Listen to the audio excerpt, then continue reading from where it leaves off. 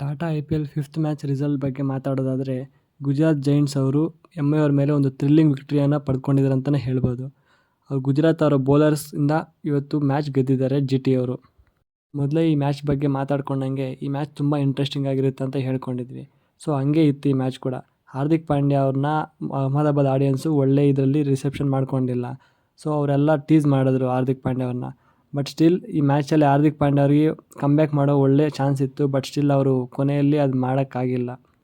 ಇನ್ನು first innings ಬಗ್ಗೆ ಮಾತಾಡೋದಾದರೆ ವೃದ್ಧಿಮಾನ್ ಸಾಹಾ ಮತ್ತು ಶುಭ್ಮನ್ ಗಿಲ್ ಅವರು ಒಂದು ಒಳ್ಳೆ ಫ್ಲೈಯಿಂಗ್ ಸ್ಟಾರ್ಟ್ ಕೊಟ್ಟರು ಅಂತಲೇ ಹೇಳ್ಬೋದು ಪವರ್ ಪ್ಲೇಯಲ್ಲಿ.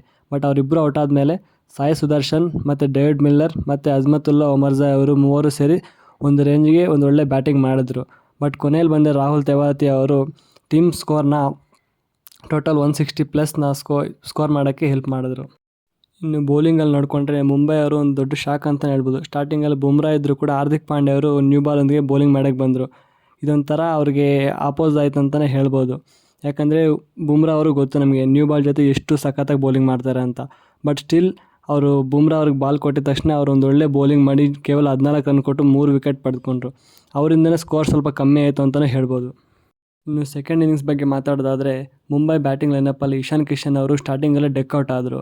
ಬಟ್ ಆದರೂ ಅವ್ರು ಹೋದ್ಮೇಲೆ ಬಂದಿರೋ ನಮನ್ದೀರ್ ಅನ್ನೋ ಒಬ್ಬ ಹೊಸ ಪ್ಲೇಯರ್ ಇದ್ದಾರಲ್ಲ, ಅವರು ಮೊದಲಲ್ಲೇ ಸ್ಟಾರ್ಟಿಂಗಲ್ಲೇ ಒಂದು ಒಳ್ಳೆ ಬ್ಯಾಟಿಂಗ್ ಆಡಿದ್ರು. ಅವ್ರ ಜೊತೆ ರೋಹಿತ್ ಶರ್ಮಾ ಅವರು ಸೇರಿಕೊಂಡು ಒಂದು ಒಳ್ಳೆ ಬ್ಯಾಟಿಂಗ್ ಆಡಿ ಒಂದು ಒಳ್ಳೆ ಪಾರ್ಟ್ನರ್ಶಿಪ್ನ ಬಿಲ್ಡ್ ಮಾಡಿದ್ರು. ಬಟ್ ಆದರೆ ಅವರು ಜಾಸ್ತಿ ಹೊತ್ತಿರಲಿಲ್ಲ. ನಮನ್ದೀಪ್ ಅವರು ಬೇಗ ಔಟ್ ಆದರು. ಅವ್ರು ಔಟ್ ಆದಮೇಲೆ ರೋಹಿತ್ ಮತ್ತು ಡಿವಾಲ್ ಬ್ರೇವಿಸ್ ಅವ್ರ ಇಬ್ಬರ ಮಧ್ಯೆ ಒಂದು ಒಳ್ಳೆ ಪಾರ್ಟ್ನರ್ಶಿಪ್ ಬಂತು. ಬಟ್ ಆಮೇಲೆ ರೋಹಿತ್ ಶರ್ಮಾ ಅವರು ಔಟ್ ಆದರು. ತದನಂತರ ಡಿವಾಲ್ ಬ್ರೇವಿಸ್ ಮತ್ತು ತಿಲಕ್ ವರ್ಮಾ ಅವ್ರ ಜೊತೆ ಒಂದು ಒಳ್ಳೆ ಪಾರ್ಟ್ನರ್ಶಿಪ್ ಬಂದರು. ಅವರು ಮಾಡಿದ ಪಾರ್ಟ್ನರ್ಶಿಪ್ಪು ವಿನ್ ಆಗೋಕ್ಕೆ ಹೆಲ್ಪ್ ಆಗಿಲ್ಲ.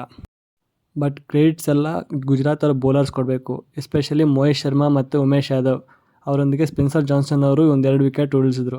ಮೋಹಿತ್ ಶರ್ಮಾ ಅವರು ಎಡ್ಜಲ್ಲಿ ಕೊನೆಯಲ್ಲಿ ತುಂಬ ಚೆನ್ನಾಗಿರೋ ಬೌಲಿಂಗ್ ಮಾಡಿದ್ರು ಅಂತ ಹೇಳ್ಬೋದು. ಅಂತ ಮುಂಬೈನ ಟಾಪ್ ಹಿಟ್ಟರ್ಸ್ನ ಇದ್ದರೂ ಕೂಡ ಒಳ್ಳೆ ಅಪೋಸ್ ಮಾಡಿ ಬೌಲಿಂಗ್ ಮಾಡಿದ್ರು ಅಂತಲೇ ಹೇಳ್ಬೋದು.